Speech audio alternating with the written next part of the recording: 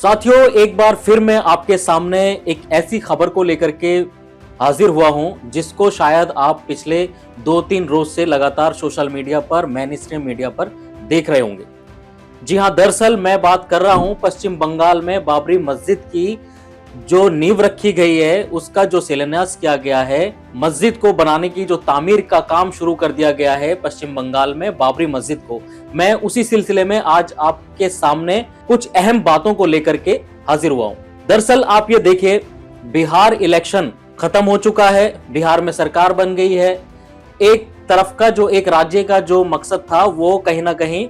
BJP का पूरा हो गया। तृणमूल कांग्रेस जो है पश्चिम बंगाल में बाबरी मस्जिद की नींव रखने की सबसे बड़ी जो वजह है लोगों की, वो यही बताई जा रही है कि यहाँ बाबरी मस्जिद के नाम से एक हिंदू मुसलमान को बांटने की कोशिश की जा रही है। मस्जिद से किसी को भी कोई आपत्ति नहीं है, आप मस्जिद बनाइए, और मस्जिदें लगातार देश के अंदर अलग अलग राज्यों में अलग अलग जगहों पर जो है वो लगातार बनने का और बनाने का सिलसिला जारी है। लेकिन जिस तरीके से इस हुमायूं ने, जो पहले कांग्रेस में था, कांग्रेस के बाद फिर तृणमूल कांग्रेस में आया, टीएमसी के बाद फिर ये फिर कांग्रेस में गया, फिर बीजेपी में आया, बीजेपी के बाद से फिर टीएमसी में गया, और अब जब इसने बाबरी मस्जिद बनाने का ऐलान किया तो उसके बाद में टीएमसी ने इसको अपनी पार्टी से निकाल दिया। दोस्तों, अब इसके पीछे की वजह जानने की आपको बेहद जरूरत है, क्योंकि जितने भी राजनीतिक विश्लेषण करने वाले लोग हैं, जो पॉलिटिकल एनालाइज करते हैं, उनका साफ तौर पर यही मानना है कि इस तरीके की जो ये बयानबाजी की गई, और जिस तरीके की बयानबाजी लगातार अब मेन स्ट्रीम मीडिया हो या सोशल मीडिया पर लोग बातें कर रहे हैं, और जो पश्चिम बंगाल में बाबरी मस्जिद बनाने की जो ये शुरुआत की गई है, ये देश के अंदर एक बंटवारे की राजनीति को शुरुआत करने की दिशा में काम किया जा रहा है। जो लोग गहन चिंतन करते हैं इन चीजों के ऊपर, उनका ये साफ तौर पर मानना और कहना है कि ये देश के लिए एक बहुत बड़ी जो बुनियाद रखी जा रही है बाबरी मस्जिद की, जिसको ये माना जा रहा था कि भाई बाबरी मस्जिद का सिलसिला अब खत्म हो गया है, कोर्ट के आदेशों के बाद में मंदिर बना दिया गया, मस्जिद जो है वो शहीद नहीं की गई थी, मतलब मंदिर को तोड़ करके मस्जिद नहीं बनाई गई थी, ऐसा अदालत ने माना, और अदालत के ही फैसले के बाद राम मंदिर बनाने की वहां पर परमिशन दी गई अयोध्या के अंदर। तो अब यह माना जा रहा था कि देश के अंदर मस्जिद और मंदिर का जो सिलसिला था वो कहीं ना कहीं रुक जाएगा, अब धर्म के ऊपर राजनीति नहीं होगी। लेकिन तमाम सियासी पार्टियां, चाहे वो कांग्रेस हो, सपा, बसपा, बीजेपी, तृणमूल कांग्रेस और जितनी भी राजनीतिक पार्टियां हैं,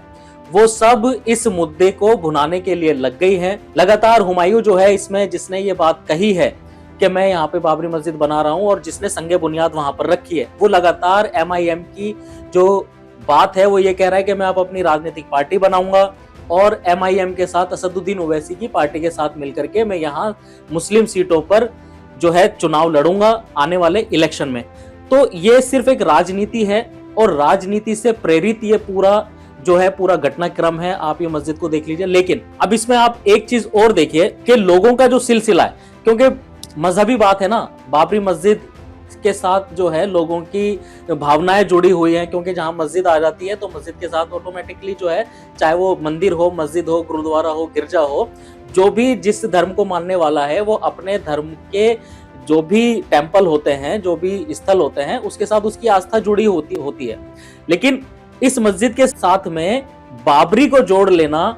ये किस हद तक सही है, ये तो लोग आप हमें कमेंट करके बताएंगे साथ में, और बताइए भी। लेकिन जिस तरीके से लोगों ने वहां सरों पर ईंटें रख करके जाना शुरू किया, और बोरे भर भर के लोग वहां पर डोनेशन दे रहे हैं, चंदा दे रहे हैं, चंदा इकट्ठा किया जा रहा है मस्जिद की जो बुनियाद रखी गई है मस्जिद को बनाने के लिए। ऐसे में अब एक सवाल यही है कि क्या देश के अंदर फिर से बाबरी मस्जिद का मुद्दा गरमाएगा? जिस तरीके से ये माना जा रहा था कि बाबर का जो नाम था वो लगातार देश के अंदर विदेशी आक्रांताओं के जरिए वो लिया जाता रहा है कि भाई विदेशी आक्रांत था, उसने आकर के जुल्म किया, ज़ियादती की, तमाम जो है धर्म स्थलों को तोड़ा और मंदिरों को तोड़ करके मस्जिदें बनाई। ये तमाम वो सियासी बयानात, सियासी बातें वो हैं जो लगातार पिछले कई सौ सालों से होती चली आ रही है, लेकिन इतिहास जानकार जो हैं, जो इतिहास की जानकारी और समझ रखते हैं, उनका नजरिया इस सिलसिले में, इस मामले में कुछ और ही है। लेकिन ये बेहद एक सोचने और समझने वाली बात है। जो लोग बाबरी मस्जिद का समर्थन कर रहे हैं और जो लोग इसका विरोध कर रहे हैं, वो इसका समर्थन और विरोध करने से पहले सियासी जो फायदे हैं राजनीतिक पार्टियों के, जो वोट को पोलराइजेशन करने का, राजनीति ध्रुवीकरण करने का जो उनका मकसद है, उसको भी सोचने और समझने की जरूरत है। आप इस पूरी वीडियो पर क्या राय रखते हैं, हमें कमेंट करके जरूर बताइए।